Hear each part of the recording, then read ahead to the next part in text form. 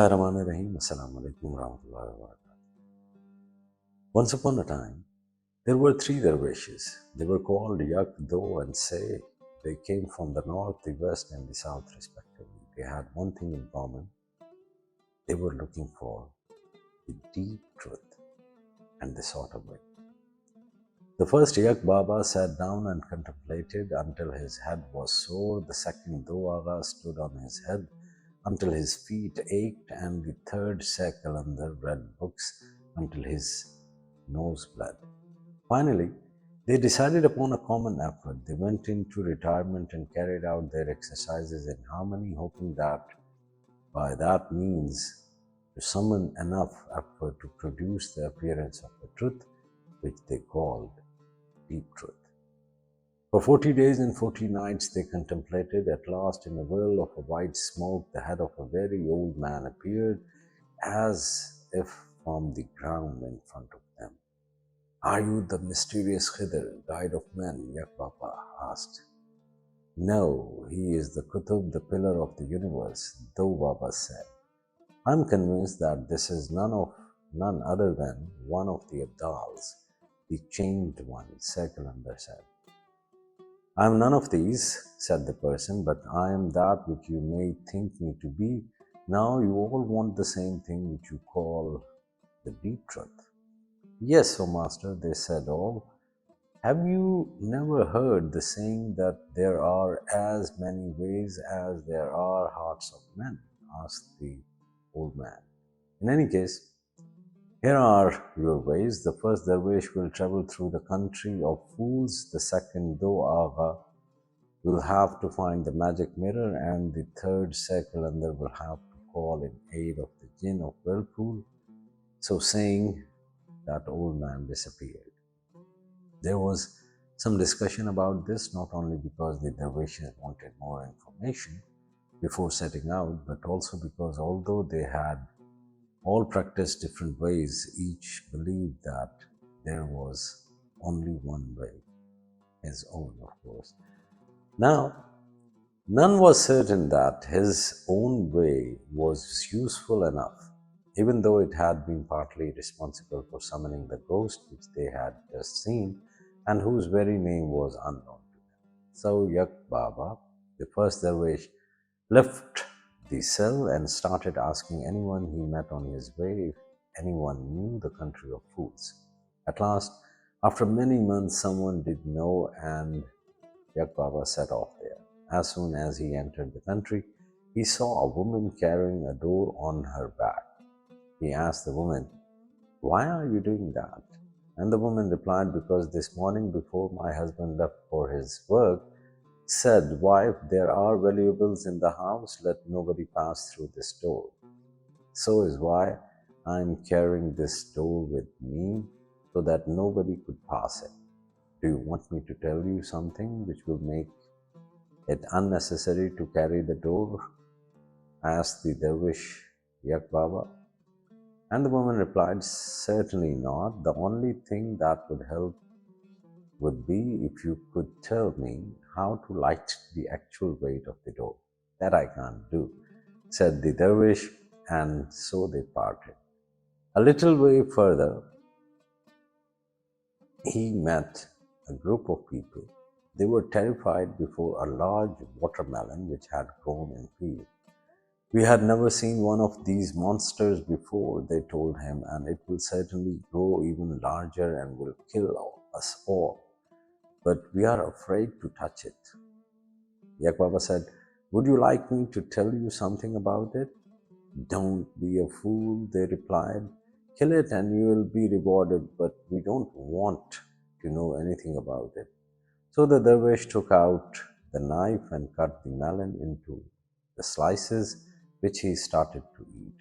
Aimed terrible cries of alarm, the people gave him a handful of money. As he left, they said, "Please do not come back, honored murderer of monsters. Do not come and kill us likewise." Thus gradually he learned that in the country of the fools, in order to survive, one must be able to think and talk like a fool as well. After several years, he managed to convert some fools to reason, and as a reward, one day he attained deep knowledge. But although he became a saint in the country of fools, they remembered him only as the man who cut open the green monster and drank its blood. They tried to do the same to gain deep knowledge, and they never gained. Meanwhile, Doaga, the second dervish, set off on his search for the deep knowledge. He just asked if anyone had heard of the magic mirror. Many misleading answers were given to him, but at last he realized where it might be. It was suspended in a well by a piece of string as fine as a hair, and it was itself only a fragment because it was made up of the thoughts of men, and there were not enough thoughts to make a whole mirror. So Doaga gazed into the mirror and asked for the deep knowledge. Instantly it was his. He settled down and taught in happiness for many years. But because his disciples did not maintain the same degree of concentration needed to renew the mirror regularly, it vanished away. Yet to this day, there are people who gaze into mirrors thinking that this is the magic mirror of Doaga, the dervish. As for the third dervish, the Sakalandar looked everywhere for the jinn of the whirlpool. This jinn was known by many other names, but the Kalandar did not know this. And for years he crisscrossed the jinn's tracks, always missing him because he was not there, known as jinn, or was perhaps not referred to as being connected with the whirlpool. Finally, after many years, he came to a village and asked, "Oh people, has anyone here heard of the jinn of the whirlpool?" "I have never heard of the jinn," said someone, "but this village is called the whirlpool." The Kalandar threw himself upon the ground and cried, "I will not leave this spot until the jinn of the whirlpool appears to me." The jinn who was lurking nearby swelled up to him and said, "We do not like strangers near our village, so I have come to you. What is it that you seek, O Darwish?"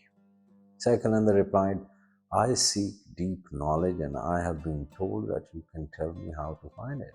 "I can indeed," said the jinn. "You have been through much. All that remains for you is to say such and such a phrase, sing such and such a song, do such and such an action, and avoid such and such another action. Then you will gain deep knowledge." The Saikalanda thanked the jinn and began his program. Months passed, then years, until he was performing his devotions and exercises correctly. People came and watched him and then began to copy him because of his zeal and because he was known to be a devout and a worthy man. Eventually, the dervish attained to deep knowledge, leaving behind him a devoted assembly of people who continued his ways.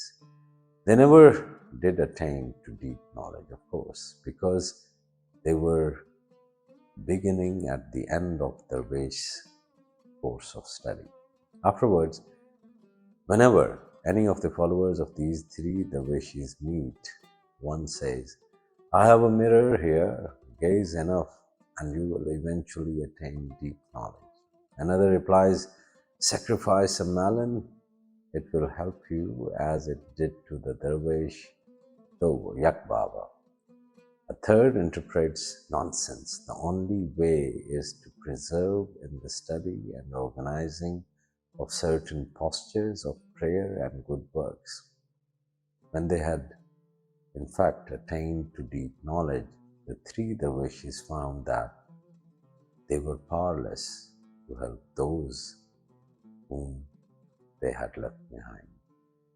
Imitation and the mere imitation never brings deep knowledge. For the deep knowledge, one has to embark on the journey and not performing the acts of the imitators.